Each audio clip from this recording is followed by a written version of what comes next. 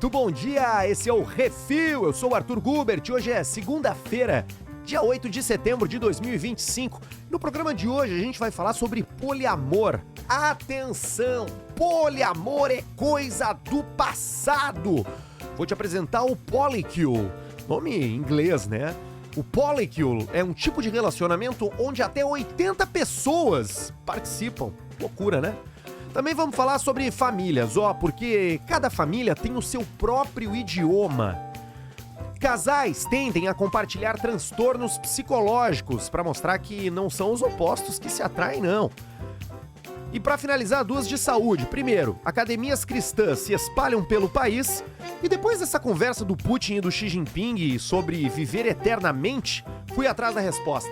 Dá para viver para sempre fazendo transplantes de órgãos? Tudo isso no programa de hoje, mas antes de entrar nos assuntos, deixa eu fazer o refil do meu café. Meu café é da All Brewder. Você garante o seu também através da assinatura da All Brewder, onde você escolhe a frequência, como que o grão chega na sua casa. O link para fazer isso tá na descrição do episódio, tá? Tanto no Spotify quanto no YouTube. Você usa o cupom Refil exclusivo para ouvintes do programa aí, para poder ter o seu desconto. Os caras falam, né, que eu não tomo café, que eu boto som do café. Cara, não consigo tomar café e fazer o programa. Eu preciso estar livre aqui, né? Minha boca precisa estar livre. Eu já tô todo fanho, ó. Não sei se dá pra anotar, com certeza dá pra anotar, né? Então imagina, eu fanho e tomando café. Aí não tem como, velho. Não vai dar certo esse negócio aqui. Bom, tem muita gente nova chegando aqui no Refil, então deixa eu rapidamente dar uma breve explicação aqui, porque o Refil não é um programa de notícias, ok?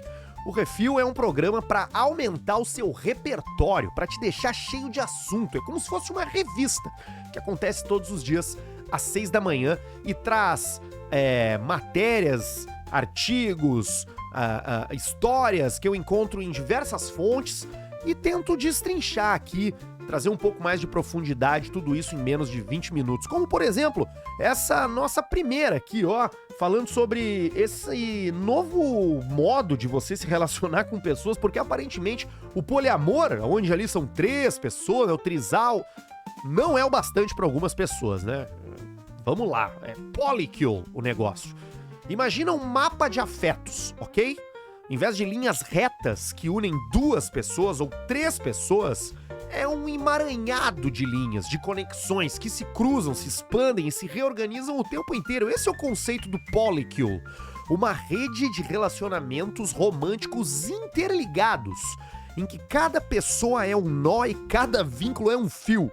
Não é um triângulo amoroso, não é um quarteto, não é, sei lá, 5 pessoas, é uma estrutura aberta que vai crescendo, se mudando, se adaptando como um organismo vivo.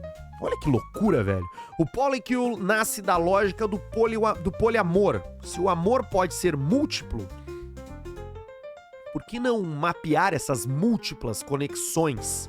A ideia é simples na teoria e complexa na prática, né? Porque o que é ilimitado em emoção encontra limite no relógio.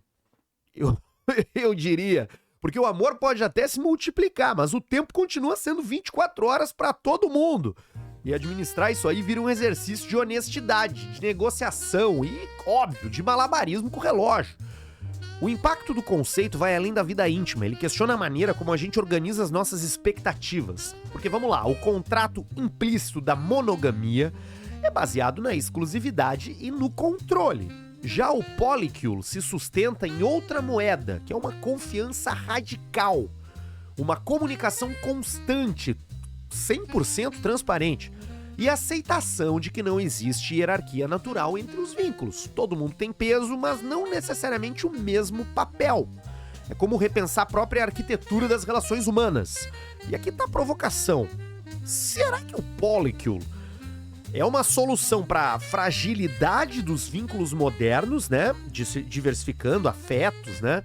Ou apenas uma forma sofisticada de transformar sentimentos em gestão de projetos? O que ele escancara no fundo é a pergunta que ninguém gosta de fazer em voz alta, né? Que até que ponto ciúmes, a posse e a exclusividade são naturais e até que ponto são hábitos que a gente nunca ousou questionar. Esse é o papo da galera do poliamor, né? De que essa estrutura matrimonial monogâmica de duas pessoas, onde não pode trair, não pode ficar com outras pessoas, que isso aí é uma construção social, que o ser humano não foi concebido pra isso. Que a gente sente tesão, que a gente sente amor por mais de uma pessoa, que a gente é capaz de entregar afeto pra um grupo. Então essa galera defende a sua tese com essa tese, né? De que a gente foi feito pra amar. E pra amar você tem que estar livre das amarras da monogamia. Já vou dizendo, tá? Pra mim não funciona isso aí. Eu não quero saber, não quero fazer parte. Tá muito de boa aí se você curte aí o seu relacionamento a 3, a 4 ou a 120 pessoas, como no Polycule, que me parece uma novíssima desculpa pra você não se prender a uma pessoa só. O ser humano tá sempre inventando uma moda, é impressionante. Já que estamos falando de relacionamentos humanos, vamos falar de família, ó. Famílias mais tradicionais, tá? Porque toda família tem um idioma secreto. E essa é a matéria que eu achei interessantíssima do Washington Post, falando sobre essas palavras inventadas, essas expressões sem sentido, né, fora de casa, né, essas frases que nasceram muitas vezes de um erro de pronúncia, de uma situação engraçada e que de repente viram parte da identidade do grupo, no caso, da família. É o chamado famileto, né? Em inglês familect, da palavra dialect ou dialeto. É o famileto, é o dialeto da família, né? Um dialeto íntimo, que não se aprende em dicionários, mas se constrói no cotidiano. O curioso é que, ao contrário das gírias de grupos de amigo ou do jargão corporativo, o familect quase sempre nasce espontaneamente. Ele vai surgir ali no tropeço de uma fala de uma criança, no improviso de um adulto, né?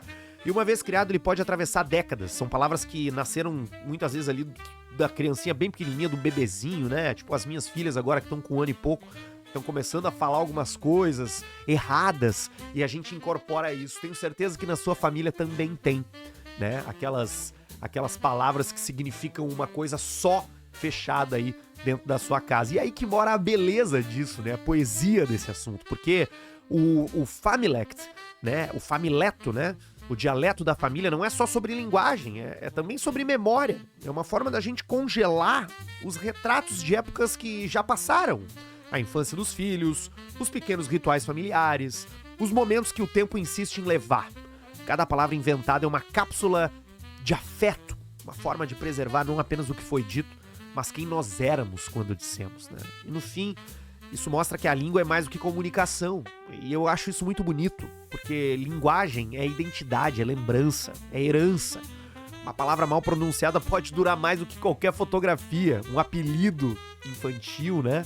E quando repetida ao longo dos anos, vira uma máquina do tempo portátil, uma forma de manter vivo o passado dentro da rotina do presente. E eu quero que você pense aí, quais são as coisas que vocês falam na sua família aí. Sei lá, aqui em casa a gente começou a chamar a Catarina de Tata, porque a irmã dela, a Olivia, não é capaz de falar Cata, né, que é o apelido. Então ela ouve a gente falando Cata e chama ela de Tata. E a gente já começou a chamar a Catarina de Tata. Então essas coisas são gostosas, porque vão fazendo parte da história das famílias e vão sendo carregadas ao longo do tempo, né? Muito bacana. Agora vamos falar de um estudo gigantesco aqui, ó, feito com quase 15 milhões de pessoas em diferentes países e culturas. Trouxe uma constatação, no mínimo, curiosa. E eu quero que você preste atenção e pense aí no seu namorado, no seu marido. Vamos ver, se casa, tá? Casais tendem a compartilhar transtornos psiquiátricos. Não é só um parceiro que sofre e o outro apoia.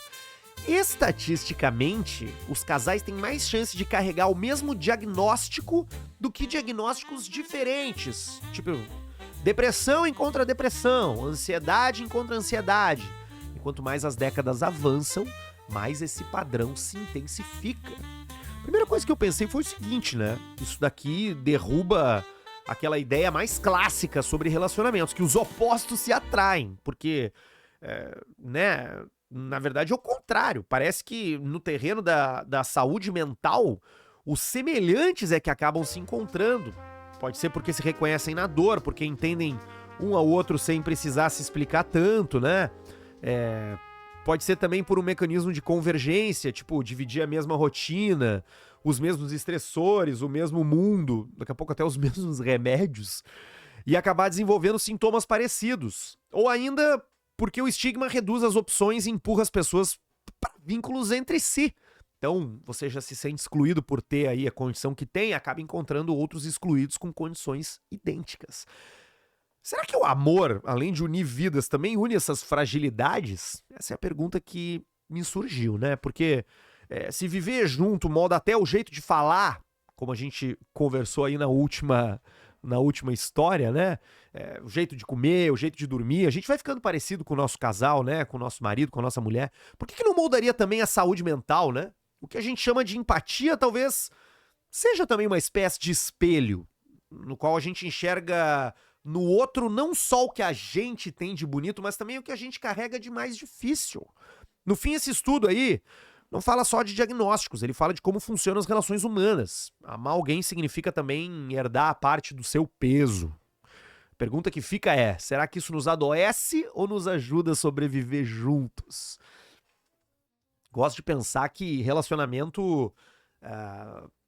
vamos lá, né, velho? É um pacote completo, né? De histórias, de traumas, de manias, né? De jeitos irritantes e também de todas as coisas belas, do carinho, da preocupação, daquela ligação no meio da tarde pra saber se tá tudo bem.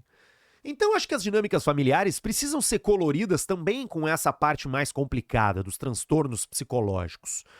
E aí eu digo por experiência própria, tá? Seja aberto com relação a essas características próprias aí que você tem. Fale sobre a sua ansiedade, fale se você estiver se sentindo triste. Você precisa confiar em apenas uma pessoa nesse mundo, que é a que você escolheu para passar os seus dias. Então, se for assim, com os dois sofrendo das mesmas doenças, que dá para acabar se ajudando no final.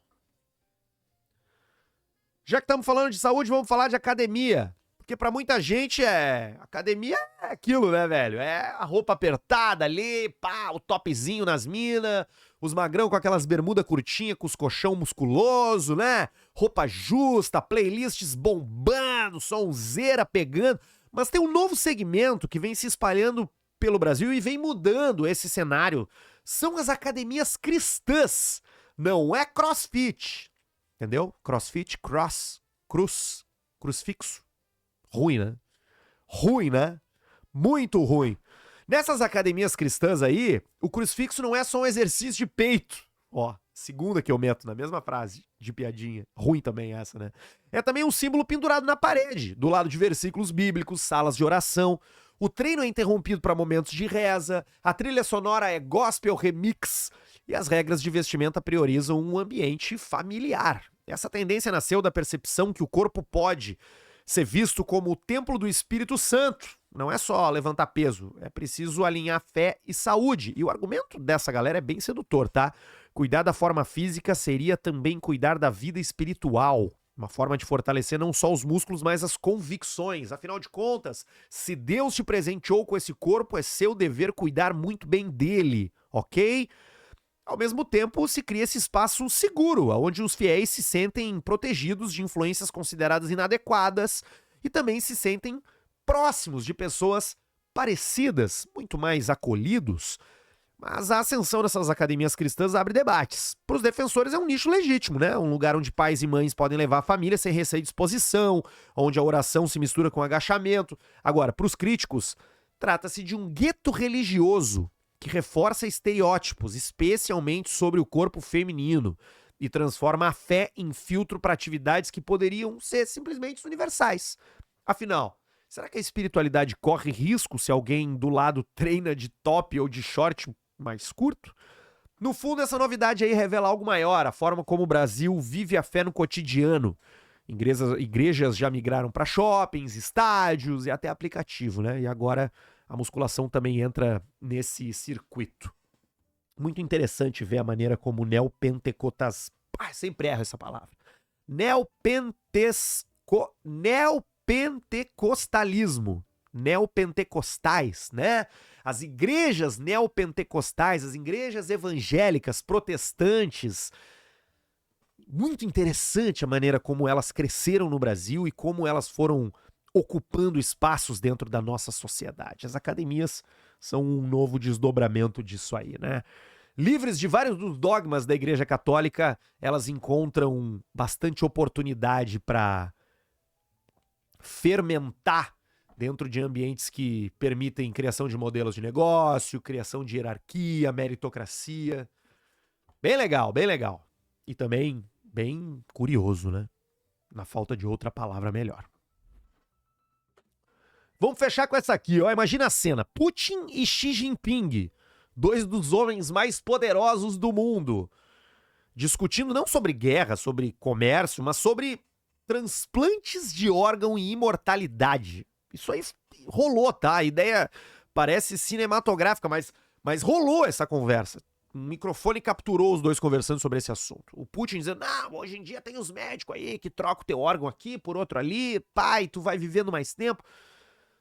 Cara, trocar peça do corpo como quem troca pneu de carro, esticando a vida até aos 150 anos, será que é assim que funciona?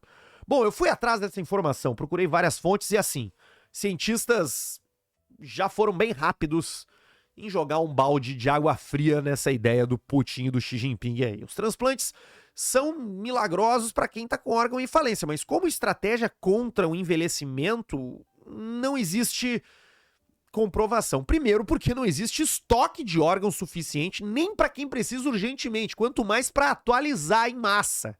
Segundo, porque cada transplante exige remédios pesados que reduzem a imunidade, abrindo a porta para infecções e outros problemas graves. E terceiro, você pode até ter um coração novo, mas ainda não tem transplante de cérebro, né? E eu duvido que o Putin vai abrir mão do cérebro dele. Então, viver com um corpo de 40 e mente de 95 não me parece muito como imortalidade.